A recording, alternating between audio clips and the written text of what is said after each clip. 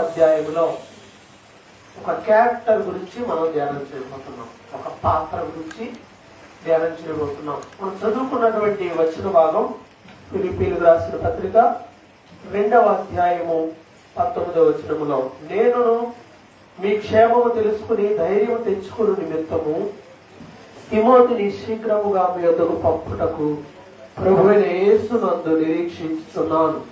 మీ క్షేమ విషయమై నిజముగా చింతించువాడు అతని వంటి వాడెవడును నా యొద్ద లేడు. అందరూ తమ సొంత కార్యములనే చూసుకొచ్చున్నారు గాని యేసుక్రీస్తు కార్యములను చూడరు. అతని యోగ్యత మీరు ఎరుగుదురు.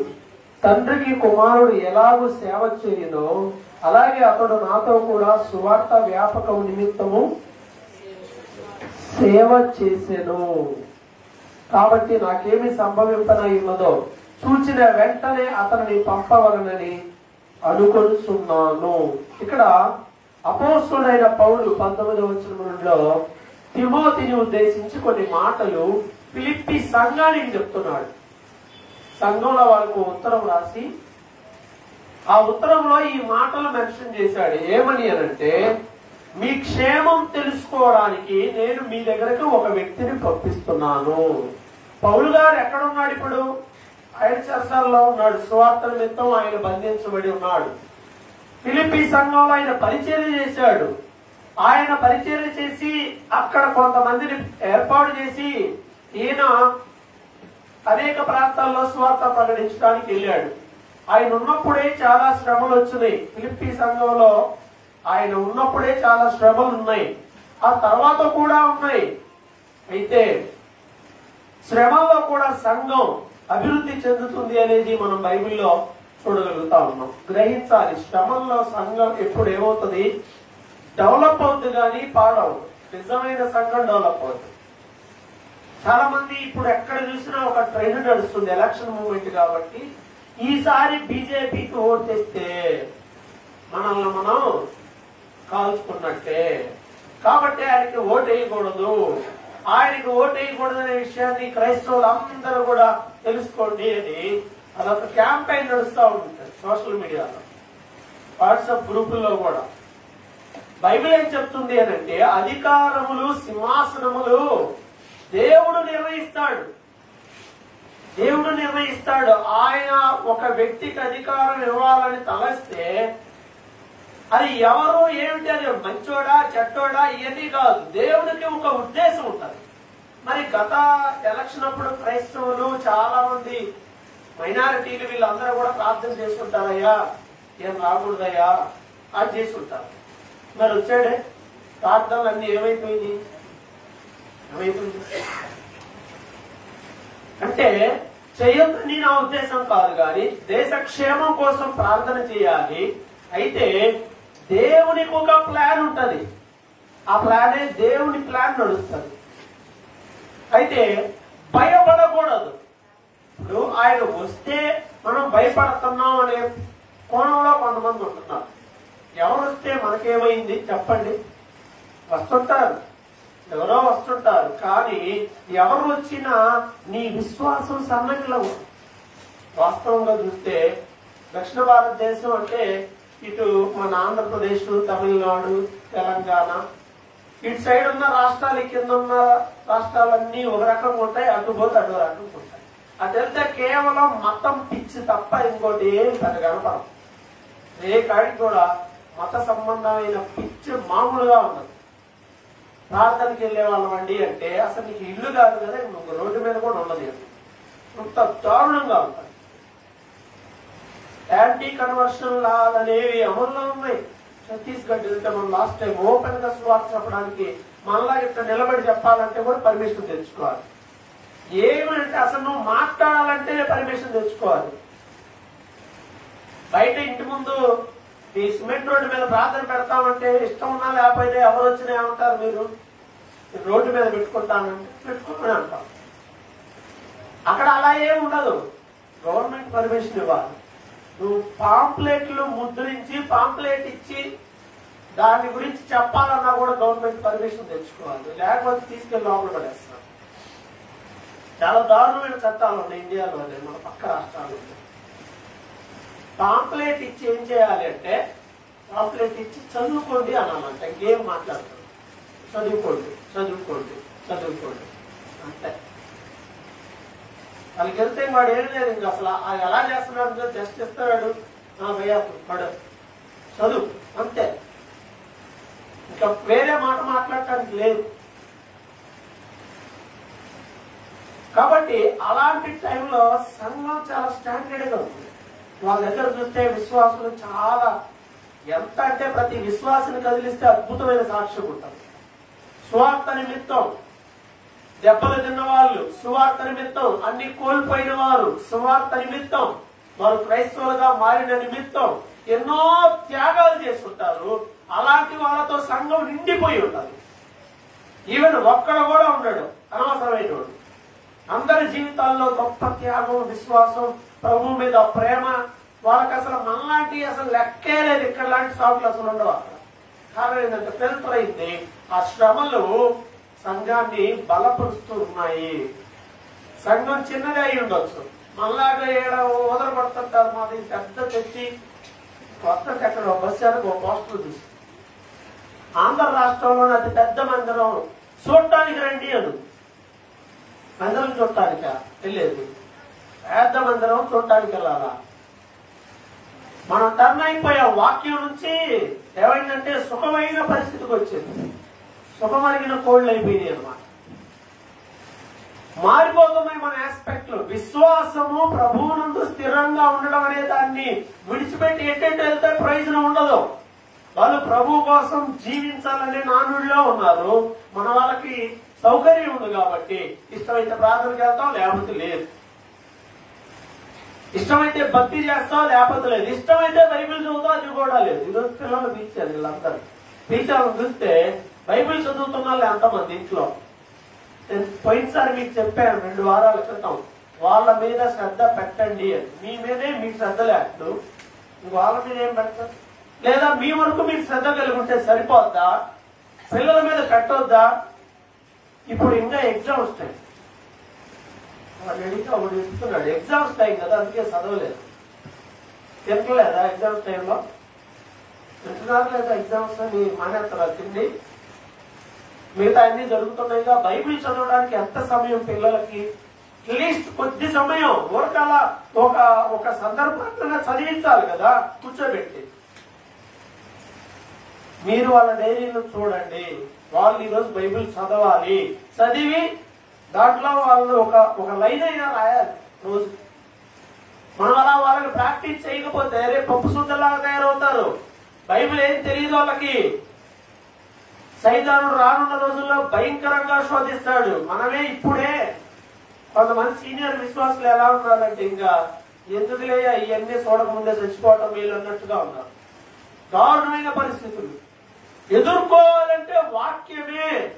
శోధనలు జయించాలంటే వాక్యం. యేసుక్రీస్తు శోధింపబడ్డాడు, జయించాడు. ఎలా జయించాడు? వాక్యం అనే ఖడ్గం ఆయన పట్టుకున్నాడు. వాక్యమే. సైతానుడు శోధించాడు. ఇదిగో చెయ్యి, తిను, ఆకలి అవుతుందిగా, రాళ్ళున్నాయి, రొట్టెలుగా చేసుకో, తిను. మరి ఆకలైనప్పుడు తిన్నా. నీ దగ్గర పవర్ ఉంది, నువ్వు రాయిని రొట్టెగా చేయగలవు. నీ దగ్గర ఆ పవర్ ఉంది. 40 రోజులు ఉపవాసం ఉన్నావు, బాగా ఆకలి అవుతుంది, చేసుకొని తింటావా? తిన్నా. విపరీతమైన ఆకలి నీకు పెట్టేవాడు ఎవ్వడం లేదు.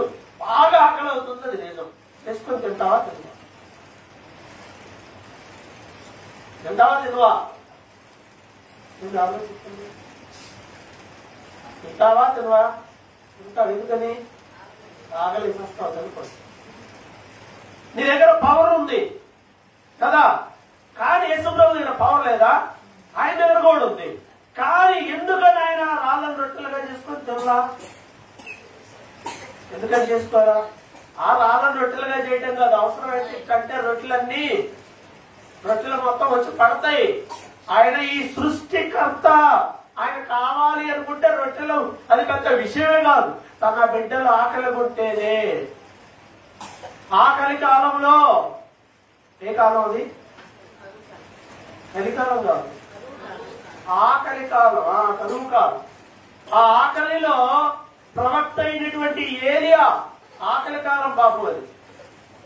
క్షామం వచ్చేసింది, ఎవరికి తినడానికి కూడా లేదు. కానీ దేవుడు ఆయన్ని ప్రతిరోజు పోషించాడు. ఎలా పోషించాడు?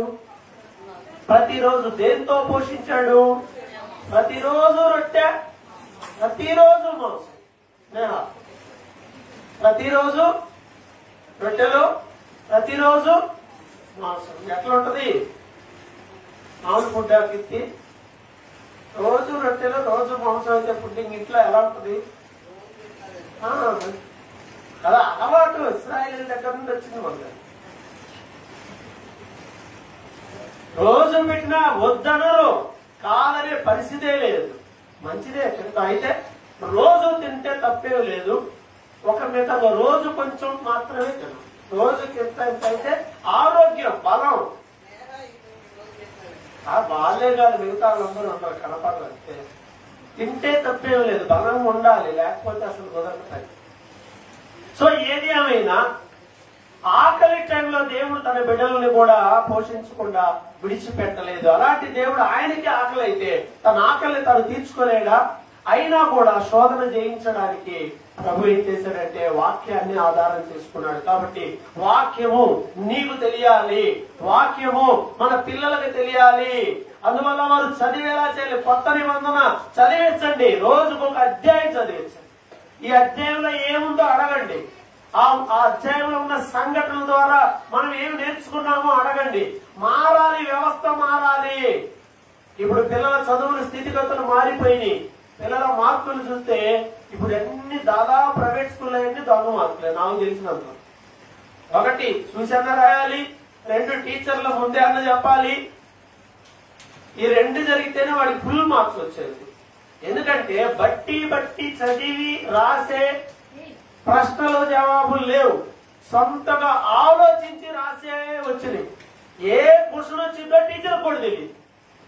ఇప్పుడు చదువు అట్లుంది. ఎందుకంటే పిల్లల్లో సొంతగా ఆలోచించే తత్వాన్ని నేర్పించేలా ఇప్పుడు చదువు ఉంది. ఇప్పుడు ఈ మధ్య మార్చారు కాబట్టి. అంతకుముందు బట్టి పట్టడం ఏంటంతా ఇంకా ఇవన్నీ కాదు. సొంతంగా రాయండి, దీన్ని చూసి మీరు సొంతంగా చెప్పండి. మీరు ఈ సెలవుల్లో ఎక్కడికి వెళ్ళారో దాని గురించి రాయండి. మనకు ఎప్పుడో ఒకటి ఉండేది, మనం వెళ్ళకపోయినా మనం రాసేవాళ్ళం. మేము ఈ సెలవుల్లో అక్కడికి వెళ్ళాము, అబ్బో స్టోరీలు అంతా చదివి ఊహించి రాసేవాళ్ళం. ఇప్పుడు సెలవులు ఇచ్చే అందరూ వెళ్తున్నారు, అవన్నీ కూడా రాస్తున్నారా? ఓగా సొంతగా అన్ని సొంతగా. అంటే పిల్లల్లో ఏం పెరుగుతుందంటే సొంతగా ఆలోచించే తత్వం పెరగాలని వాళ్ళు కోరుతున్నారు.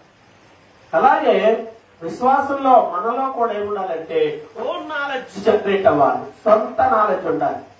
యేసు ప్రభు దేవుడు అని ఎవరు చెప్పారు? దేవుడా కాదా? అవునా కాదా? యేసు ప్రభు దేవుడే నువ్వు నమ్ముతున్నావా?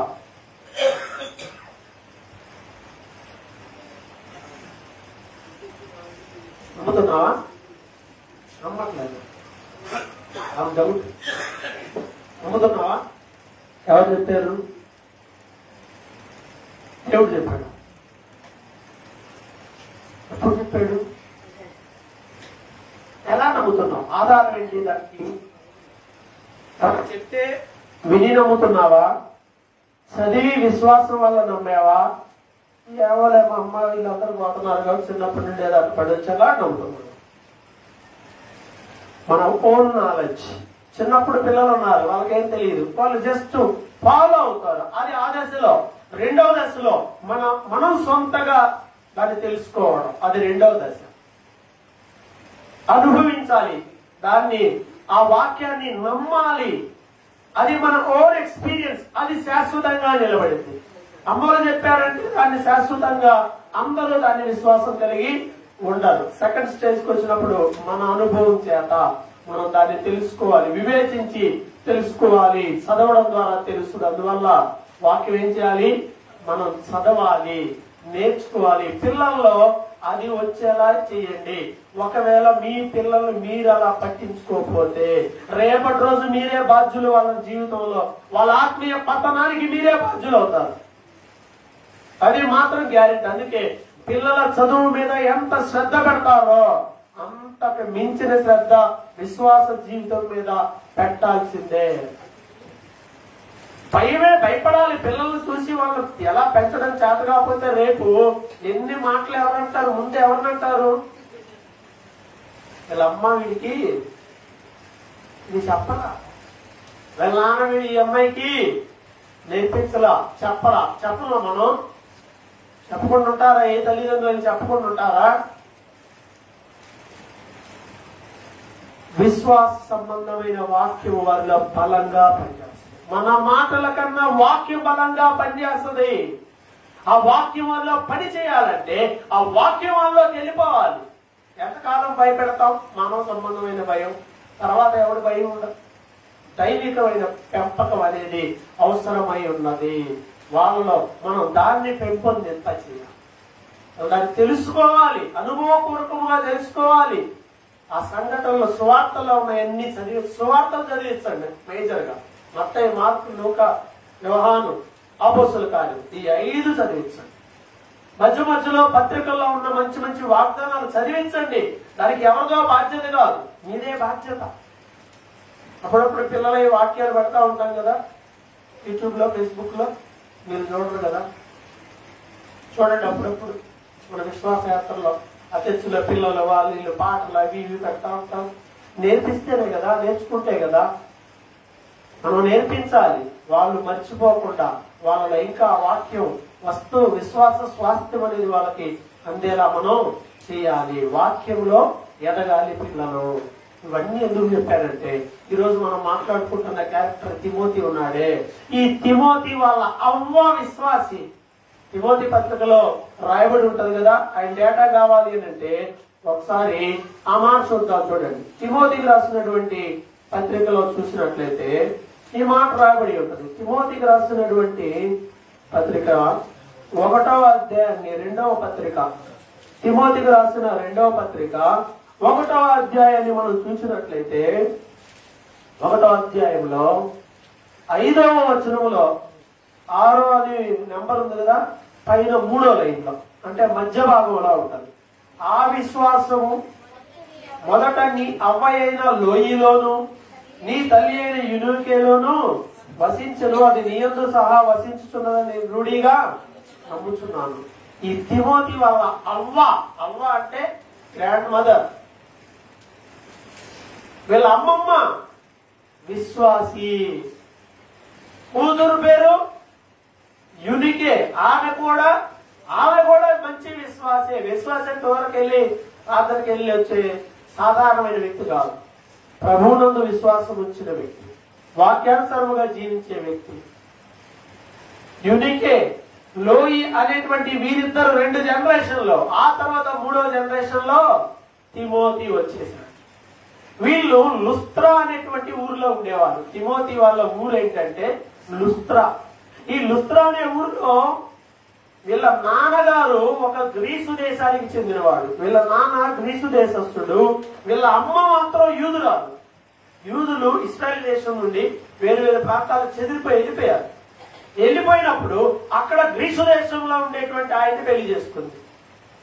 అలా గ్రీసు దేశస్థుడు, యూదురాలు, వీళ్ళిద్దరికి పుట్టిన వ్యక్తి తిమోతి. ఇప్పుడు ఈయన ఏ దేశస్థుడు అవుతాడు?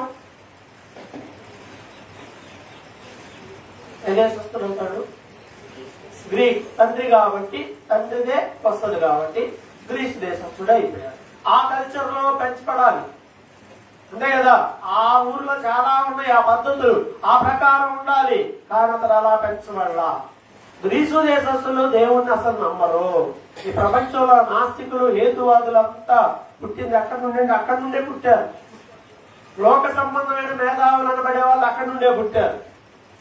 తత్వం అనేది అక్కడి నుండే వచ్చింది, తర్కం కూడా అక్కడి నుండి వచ్చింది, వాదనలు కూడా అక్కడి నుండే వచ్చినాయి. అన్నిటికీ అవునా ఇదేంటి ఆధారం ఏంటి అంటాడు. ఆ టైప్ ఆఫ్ ప్రజలు ఉంటారు అక్కడ అనమాట. ఆ ప్రాంతంలో ఈ తల్లి తన బిడ్డను ఎలా పెంచిందంటే విశ్వాసములో పెంచింది తిమోతిని. బాల్యము నుండి, అదే అంటాడు కదా, బాల్యం నుండి వాటన్నిటిని నేర్చుకున్నావు కదా. తిమోతి పత్రికలో ఉంటది. నువ్వు నేర్చుకున్నావు కదా, నువ్వు నేర్చుకున్న వాటిని నువ్వు ఫాలో అవ్వు. నువ్వు విన్నావు కదా చిన్నప్పుడు, దాని ప్రకారం నడువు అంటాడు పౌలు గారు. ఆ ప్రకారం వెళ్ళమంటాడు. అంటే ఎవరు చెప్పారు తనకి? పౌలు గారు వచ్చిందే మొన్న ఈ మధ్య. అంతకు ముందు ఆయనకి ఎవరు చెప్పారు ఈ మాటలన్నీ? ఎవరు చెప్పారు? కుటుంబంలో నేర్పించబడింది. నేర్పిస్తున్నామా? నేర్పించాలి. పిల్లలకి దైవికమైన భయం లేకపోతే మనం భయపడాలి. వాళ్ళలో వాక్యం లేకపోతే వాళ్ళు ఏమవుతారు? నేను ఇంట్లో వీళ్ళకి అదే చెప్తా ఉంటాను, చాలా సీరియస్ గానే చెప్తా ఉంటాను. వాక్యం చదవకపోతే బడి మానేయమని చెప్తా. నేను టైం లేదు కదా, దేశం రెడీ అయిపోయాం, ఇంకెళ్ళిపోవాలి. ఎప్పుడు ఇక చదివేది? తినేది హడావుడే, అన్ని హడావుడే. ఈ హడావుడి తగ్గేది ఎప్పుడు? పొద్దున్నే 3 నెలల యాపిల్ కనపడ్డాడు, పొద్దున్నే వాడు వెళ్ళిపోతున్నాడు. చిన్న నడుచుకుంటే వాడు ఏంది ఆయన వచ్చే వాడికి లేట్ అవుతుంది. మరి ఖాళీగా ఉంటే ఎప్పుడన్నా కలవచ్చు అంటే 5వ తరగతి 6వ తరగతి నయం అన్న. ఏదో పేరు కాలేజీ కానీ అసలు మామూలుగా రుబ్బి పడేస్తున్నాడు. కాలేజీ చదువుతున్నట్లేదు, స్కూల్ నయం హాయిగా ఉంది, పేరుకే కాలేజీ కానీ అసలు పిల్లల కన్నా దారుణంగా ఇస్తున్నారు వర్క్. ఒక వారం రోజులు సెలవు పెట్టారు, పొద్దు పోయినాం. నెల రోజులు చచ్చిపోవాలి వారం సెలవు పెట్టారు.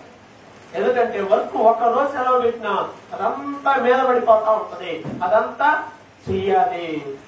వీడు చదవటం ముఖ్యం కాదు, అది రాయటం ముఖ్యం. ఎందుకు రాపిస్తారు టీచర్లు? రాస్తే అన్నా గుర్తుంటది.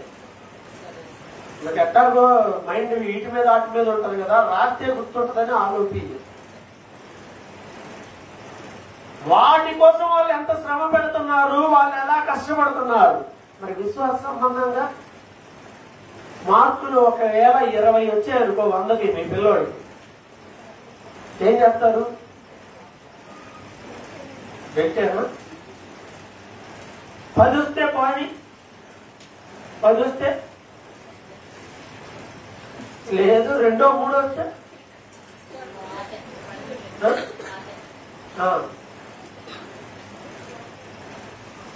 విశ్వాస సంబంధంగా బైబిల్ చదవక ఎంతకాలం అయింది? అసలు చదవట్లా, అసలు బైబిలే చదవట్లా ఉంటదేమన్నా? లేవు. ఇప్పుడేమి ఉండదు. ఆ తర్వాత ఉంటాయి వాతలు. ఎవడు పెట్టడయ్యి పడతా ఉంటాయి, ఆటోమేటిక్ గా పడతా ఉంటాయి. చూసుకుంటే ఒళ్ళంతా వాతలే ఉంటాయి తర్వాత. అందువల్ల వాక్యాన్ని మనం నేర్పించాలి. అందుకే పాత నిబంధనలు అంటాడు కదా, మీరు మీ పిల్లలకు వాళ్ళ పిల్లలకు వాటిని నేర్పించవలెను. చెప్పాలి. వాళ్ళకి కూర్చోబెట్టుకొని పెద్దలైన వారు వాళ్ళ పిల్లలకు చెప్పాలి. దేవుని కార్యాల గురించి చెప్పాలి, దేవుని వాక్యం గురించి చెప్పాలి, బైబిల్లో ఉన్న విషయాల గురించి చెప్పాలి. అలా చెప్పబడడం ద్వారా విశ్వాసంలో ఎదిగిన వాడే తిమోతి అయి ఉన్నాడు. మన కుటుంబాల్లో తిమోతి వంటి వారు లేవాలి అంటే యునికే వంటి వారు లేవాలి, లోయి వంటి వాళ్ళు ఉండాలి. ముందు లేచిన దగ్గర చదివేవా లేదా? పొద్దున్నే లేచి చదువుతున్నారా? నాకు డౌట్ లేదు. 8 పొద్దున్నే ఎన్నింటికి లేస్తాం?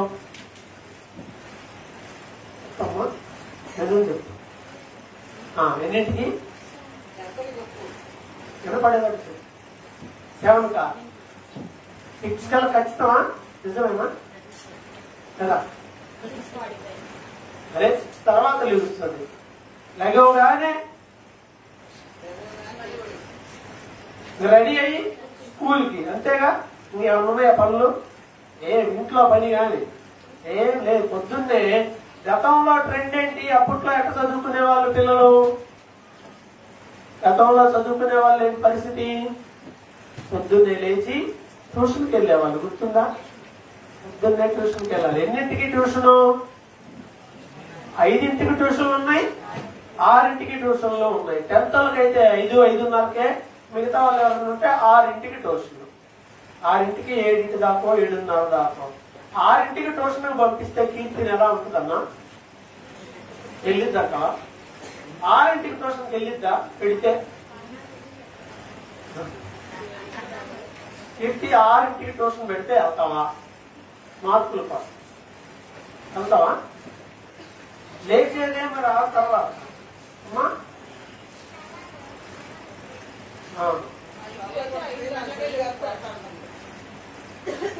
6ంటికి ట్యూషన్కి వెళ్ళాలంటే ఎన్నింటికి లేవాలి? నువ్వు లేచి రెడీ అవ్వాలి.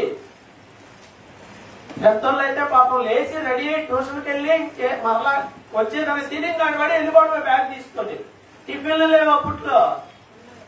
డబ్బులు ఇచ్చి ఇడ్లీ తిను, గడ్డి తిను, పూరి తిను, నూడిల్స్ తిను, ఇవన్నీ ఏమి లేవు. అరవకుండా వచ్చి ఇంటికి వచ్చి అన్నం తినాలి, లేదంటే అరవకుండా ఎండుకొని పోవడం. ఈ రెండే ఆప్షన్లు.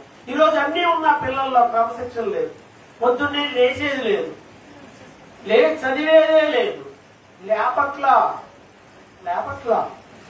రాత్రి అంతా టీవీ చూసి అలిసిపోయాడు అమ్మ పాపం బిడ్డ. ఉండిపోయా దానికి లేదు. వాడు పొద్దున్నే లేతాడు, బ్రెయిన్ పనిచేస్తుంది, యాక్టివ్ అవుతుంది.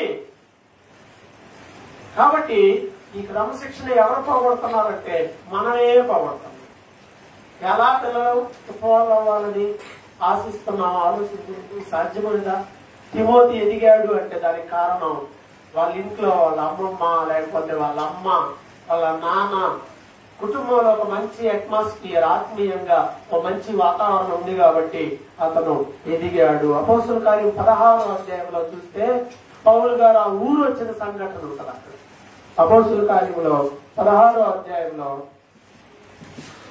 ప్రారంభంలో చూసినట్లయితే ఆ మాట రాయబడి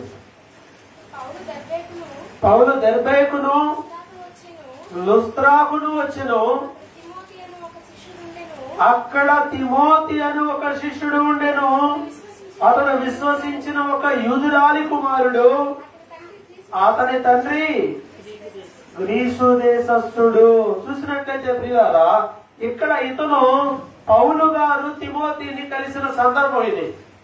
అప్పటికే వాళ్ళు విశ్వాసులు, అప్పటికే అతడు రక్షణ పొందిని మారుమనసు పొందిన వాడిగా ఉన్నాడు. సంభవం ఆయన దేవుని అంగీకరించున్నాడు పౌలు గారి కంటే ముందు.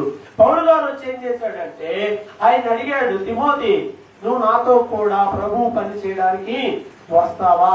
కోరేడట దేవుని పనిలో సాకారంగా ఉండడానికి. అతను తనతో కూడా బయలుదేరి రావాలని పౌలు కోరి, అతను తండ్రి గ్రీసు దేశస్తుడు తెలుసు కాబట్టి ఆయన తీసుకొచ్చాడు. పౌలు గారు సింపుల్ గా తిమోతిని అడిగాడండి, సువార్త పనిలో నా సహకారంగా ఉంటా, వస్తావా అని. తిమోతి ఏమన్నాడు? వచ్చేసాడు. ఈ రోజు ఎవరు అన్నట్టు వచ్చేవాళ్ళు ఉన్నారా? ఈ రైల్లో ఇప్పుడు దినేష్ వాళ్ళ ఇంటికి ఇటు తలుపు అటు తలుపు 2 తలుపులు ఉన్నాయి. నేను ఈ తలుపులో వస్తే ఈ తలుపులో నుంచి పోయేవాడు. ఏంటంటే వాళ్ళ ఇంటికి పాస్టర్ తెగ వచ్చిపోతారు కదా. నేను చెప్పేది ఇప్పుడు సంఘటన కాదు, చాలా ఏళ్ళ క్రితం ఫస్ట్ లో. ఎవరైనా పాస్టర్ వస్తే అతని ఉద్దేశం ఏంటి? పాస్టర్ వస్తే ఏం మాట్లాడతాడు? మొత్తానికి ఏయో బ్రెయిన్ లో ఫిక్స్ అయ్యి ఉంది. ఫిక్స్ అయినాయి కాబట్టి మైండ్ పోద్ది ఎందుకు మనకు అనుకుని మనం ఇటు వస్తే ఇటు తలుపు తీసుకొని ఇంకా వెళ్ళిపోయేవాడు. అసలు కనెక్ట్ అయ్యేవాడే కాదు, కలిసేవాడే కాదు.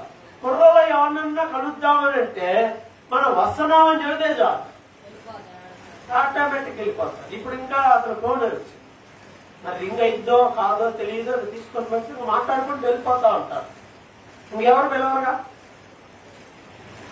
ఏడాక పని, చిన్న పని, అర్జెంట్ పని, మళ్ళీ వస్తాం. కలవట్లా, బిజీ అయిపోతా ఉంటాం. ఎలా నిలబడి పౌలు వంటి మంచి వ్యక్తులుగా నిలబడగలుగుతారు? స్పేస్ ఇవ్వాలి కదా. యవన కాలంలో దేవుని కాడి పోయటం నలునికి మేలు. పౌలు తిమోతిని కోరగానే తిమోతి వెంటనే ఒప్పుకొని సమస్తాన్ని విడిచిపెట్టి పౌలు వెంట బయలుదేరి అన్నిటినీ విడిచిపెట్టి వచ్చాడు. అతనిలో ఆ విశ్వాసం ఉంది, అతనిలో ఆ భారం ఉంది, అతనిలో దేవుని కోసం పని చేయడానికి అతనిలో ఆ ఇంట్రెస్ట్ అనేది ఉంది. దేవుని పనిలో సాకారంగా ఉండే భాగ్యం నాకు కూడా వచ్చింది అనుకున్నాడు. వెళ్ళి ఆ పనిలో ప్రయాసపడడం మొదలు పెట్టాడు.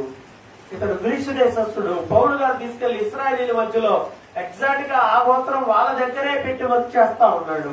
మిగతా వాళ్ళు వచ్చి అబ్జెక్షన్ పెట్టారు. స్టార్టింగ్ టైం అది, ప్రారంభ సమయంలో. వీడెవడో సున్నత లేని తెచ్చుకొని ఆడిని పక్కన పెట్టుకొని తిరుగుతున్నావా నువ్వు? సున్నత లేని వాళ్ళతో పక్కన కూర్చొని అన్నం తింటాం కూడా పాపమే ధర్మశాస్త్ర ప్రకారం. వాళ్ళతో కలిసి భోజనమే చేయకూడదు. ఇప్పుడు ఇతను తెచ్చుకొని పరిచర్యలోనే తిప్పుతున్నాడు. పెద్ద విషయం, గొడవ అయ్యే పరిస్థితి. అందువల్ల సమస్యలు రాకూడదని చెప్పి పౌలు గారే దగ్గరుండి తిమోతికి సున్నత చేయించాడు. ఆ ఖర్చు ఈయనే పెట్టుకున్నాడు.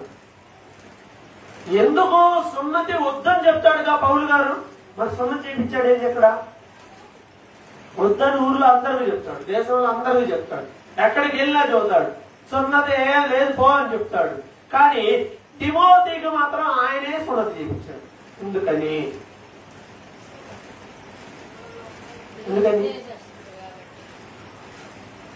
ఏ దేశంలో మనం ఉన్నాం, వేరే అన్ని దేశాల్లో ఉన్నారు. ఇంకా మారిపోయి వెంటనే మారంటే ఇంకా అందరు సున్నతి చెప్పించుకోవాలా? మరి ఎందుకని అంటే ఎగ్జాక్ట్ గా మేజర్ వర్క్ అంతా తిమోతి ఇశ్రాయేలీయుల మధ్యలోనే చేస్తున్నాడు. ఇష్యూస్ రాకూడదు, స్వార్థ ప్రకటించడానికి ఇదే అర్థం.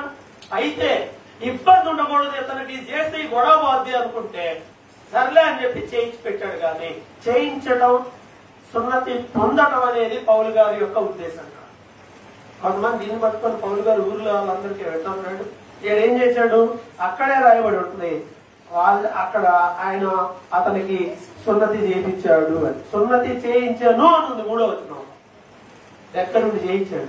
ఇప్పుడు ఇష్యూ తొలగిపోయింది, ఈ గొడవ తొలగిపోయింది. ఆయన సువార్త ప్రకటించడం మొదలు పెట్టాడు. దీన్ని ఎలా తీసుకోవాలో అలానే తీసుకోవాలి. కాదండి ఆయన తీసుకున్నాడు, ఆయన జయించాడు అని వేరేగా వెళ్ళదు. తిమోతి ఇప్పుడు ఇశ్రాయేలీయులలో, ఎందుకంటే వాళ్ళ అమ్మ ఆల్రెడీ యూదురాలే, వాళ్ళ నాన్నది కాబట్టి ఇక లేదు ఇతను కూడా ఇశ్రాయేలీయుడు అని చెప్పడానికి ఆ ఒక్కడి కనుక చేస్తే సమస్య పోతుందంటే ఈ సమస్య పోగొట్టడం మంచిది అన్న ఉద్దేశంతో చేశాడు. కానీ భక్తికి దానికి సంబంధం. అలా చేసిన తర్వాత ఆయన ప్రభు పనిలో వాడబడడం మొదలైంది.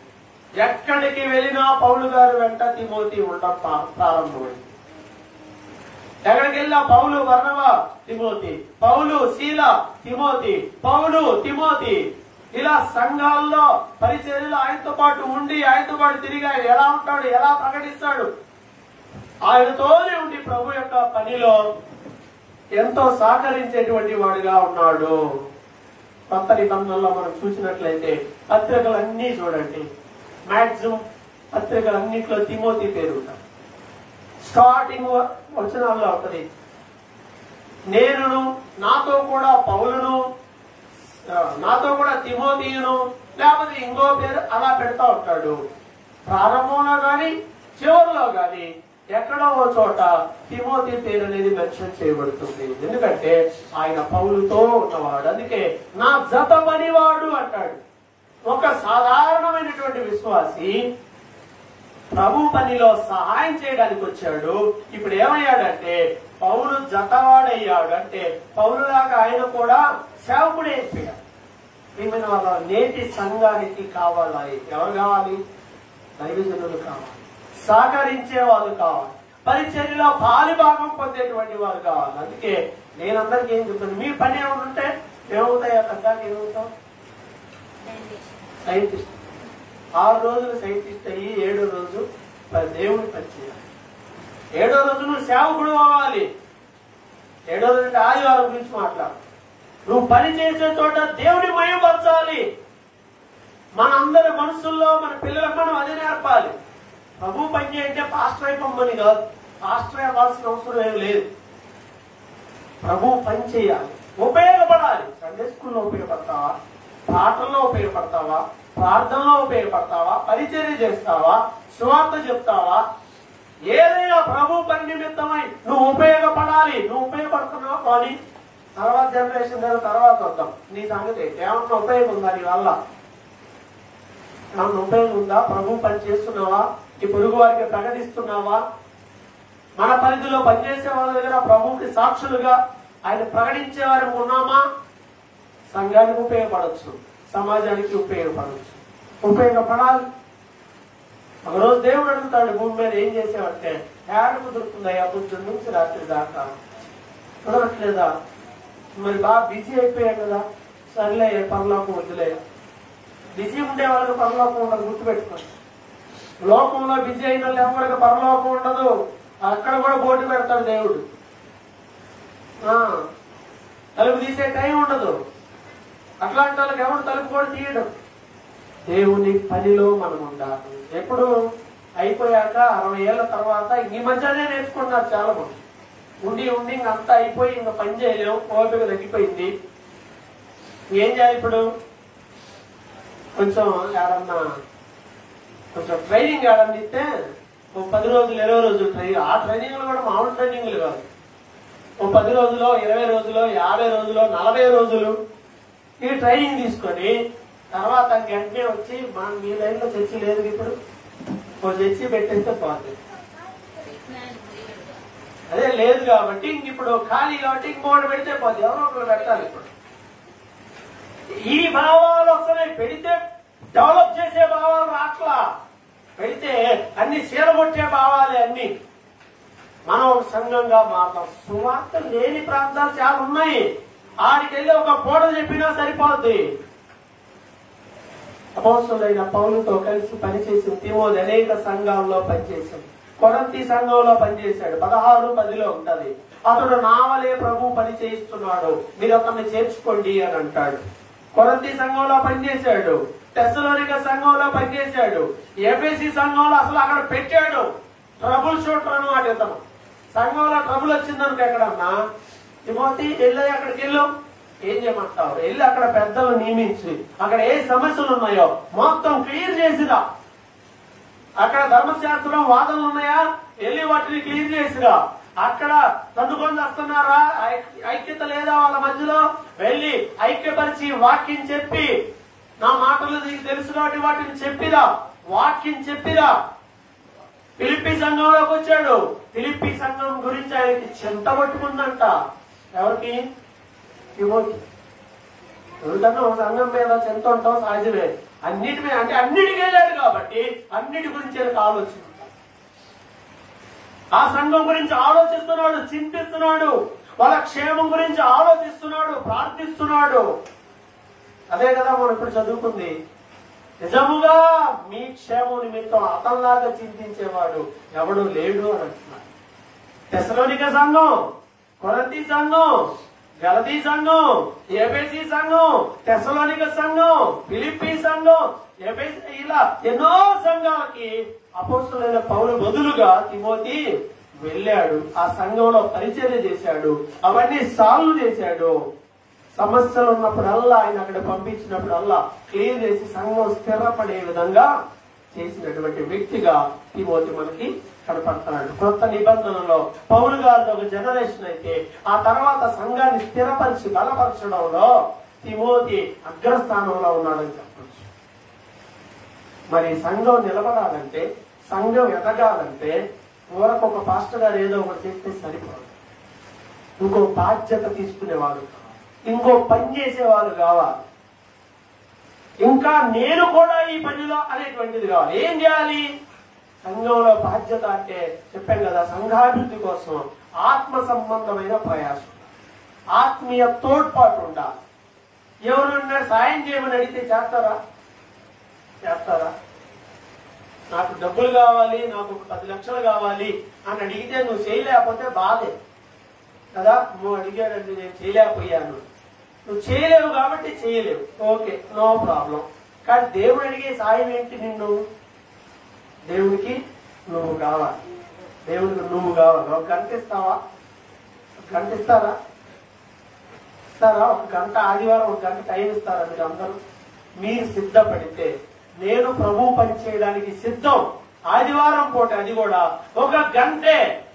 నువ్వు ఇక్కడ నుండి చేయొచ్చు ఆ పని, లేదు మేము ఇక్కడికి వచ్చేదేమంటే మా ఇంట్లో మీకు అక్కడ నుండి చేసే పని కూడా నేను చెప్తాను. మీకు చేసే మనసు ఉంటే చెప్పండి, చేసే మనసు ఉంటే నాకు పర్సనల్ గా తర్వాత చెప్పండి. నేను ప్రభు కోసం నా పనిని ఒక గంట కనీసం వాడతాను, ఆదివారం వాడతాను, ఏదో ఒక రోజు వాడతాను. నువ్వు దేవుని పని చేయాలి. ఎందుకంటే ఒక రోజు వెళ్ళిన తర్వాత దేవుడు అడుగుతాడు, అమ్మా ఏం చేశావు? ఏం చేయమంటావయ్యా? యాగం కుదిరిందయ్యా, పొద్దున్న లేచిన దగ్గర నువ్వు వండుతున్నావు, కడుగుతున్నావు, ఉతుకుతున్నావు, తుడుస్తున్నావు. అందుకే నా పుట్టింది. అవి లోకంలో నువ్వేనా చేసేది, ఇంకెవరు చేయలేదు. అవేనా మనం వెళ్ళి చెప్పబోయేది? ఆయన దగ్గరికి వెళ్ళి కుదరలేదయ్యా చెప్పబోతున్నామా? కొంచెం దేవుడి పని చేయాలి. అందుకే మనం ఉంది ఆయన పనిలో చేతనైన పనిని మనం ప్రభు కోసం చేయాలి, సమయం కేటాయించాలి. కేటాయిస్తే అప్పుడు ప్రభు అంటాడు, వీటన్నిటిలో నా పని కోసం నువ్వు సమయాన్ని కేటాయించావు, మీకే ఈ యొక్క నిత్య జీవాన్ని ప్రభువు చెప్తాడు. కాబట్టి తిమోతి అన్ని సంఘాల్లో వెళ్ళి పనిచేశాడు. పౌలు జతపనివాడిగా ఉన్నాడు. నమ్మకమైన నా కుమారుడు అంటాడు, నిజమైన నా కుమారుడు అని అంటాడు, నా నిజమైన కుమారుడు అని అంటాడు. దేవుని వాక్య నిమిత్తమై చెరలో కూడా వేయించబడ్డాడు, జైల్లో కూడా వేసారు, ఈయన కూడా తీసుకుంది. అది అంటాడు, ముగిస్తున్నాను. హెబ్రీ 13:23 హెబ్రీ పత్రిక 13:23 అంటాడు కదా, ఆయన గురించి ఒక మాట చెప్తూ పౌలు గారు ఏమన్నాడు చూద్దాం ఒకసారి. హెబ్రీ పత్రిక 13:23 సహోదరులారా,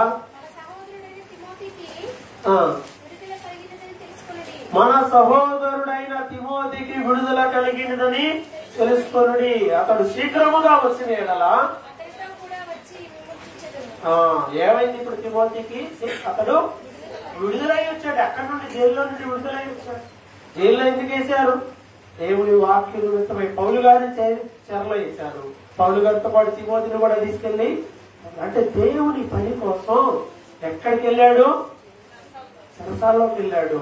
ఆయన జీవితం ముగింపు గురించి బైబిల్లో రాయబడలేదు, కానీ ఇతర గ్రంథాల్లో రాయబడి ఉంటుంది. ఒక ప్రాంతంలో పరిచయం చేస్తుంటే ఆ ఊర్లో పెద్ద తిరణాలు చేస్తున్నారు.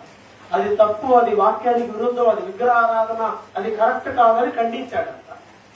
ఖండించినందుకు ఆయన తీసుకొచ్చి అదే ఊరు వీధుల్లో మన రథంలో అవుతారు చూసారా, ఊర్లో ఏదైనా వెహికల్ పెట్టి ఊరేగుతున్నా, అలా ఆయన కట్టేసి ఊరు మొత్తం ఈడ్చి, ఊరు మొత్తం బట్టలు ఓడదీసి ఆ ఊర్లో అలా ఈడ్చి కొట్టి చంపేసేసారంట తిమోతి.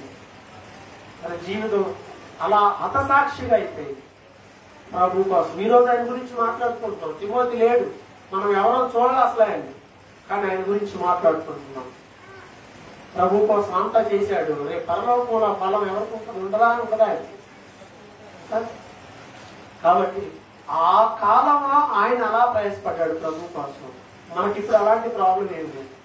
కాబట్టి ప్రభువు పని చేద్దాం, మన పని మనం చేసుకుంటూ ప్రభు పనిలో సహకారులుగా ఉంటాం. తిమోతి పౌలు గారికి సహకారంగా ఉన్నాడా లేదా? నిజంగా పౌలు ఎంత సహకారంగా ఉన్నాడో పౌలుకైనా అనేక సందర్భాల్లో, అనేక విషయాల్లో. ఇక ట్రబుల్ అంటే ఈయన వెళ్ళేది అన్ని క్లియర్ చేసుకొచ్చేవాడు. ఎంత ఉపయోగపడ్డాడు అంటే ఆ రోజు ఆయన సంఘానికి అలా ఉపయోగపడ్డాడు. మనం కూడా దేవుడికి ఉపయోగపడే వారిలాగా ఉండాలి. అలా ఉండడానికి మనం తీర్మానం తీసుకుందాం, ప్రార్థన చేసుకుందాం. అందరు తల వచ్చండి, ప్రార్థన చేద్దాం. మొదటి శతాబ్దపు క్రైస్తవ సంఘంలో పౌలు ఎంతో పరిచర్య చేశాడు. ఆ పరిచర్యలో తిమోతి ఎంతో సహకరించాడు.